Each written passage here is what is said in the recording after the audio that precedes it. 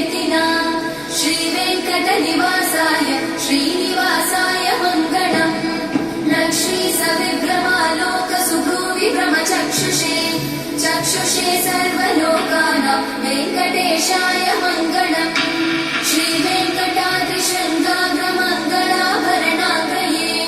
मङ्गलानां निवासाय श्रीनिवासाय मङ्गलम् सर्वावयव सौन्दर्य सम्पदा सर्वचेतसां सदा सम्मोहनायास्तु वेङ्कटेशाय मङ्गलम्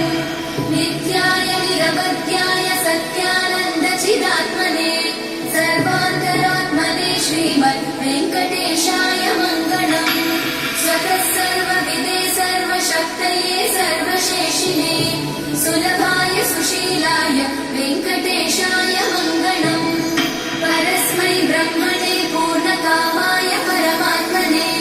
प्रयुञ्जे परतत्त्वाय वेङ्कटेशाय मङ्गलम् आकालतत्त्वमशान्तमात्मनामनुपश्यताम्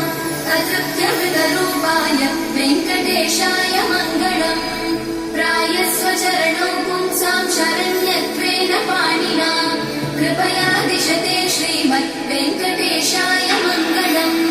दयामृततरङ्गिन्यास्तरङ्गैरिव शीतलैः अपाङ्गैः सिञ्चते विश्वं वेङ्कटेशाय मङ्गलम् सद्भूषाम्बरहेतीनां सुषमावहमूर्तये सर्वाद्रिशमनायास्तु वेङ्कटेशाय मङ्गलम्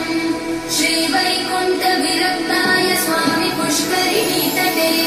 रमया रममाणाय वेङ्कटेशाय मङ्गलम् श्रीमत्सुन्दरजामातृमुनिमानसवासिने सर्वलोकनिवासाय श्रीनिवासाय मङ्गलम् मङ्गलाशासनपरैर्मदाचार्यपुरोगमैः सर्वैश्च पूर्वैरचार्य सत्कृताय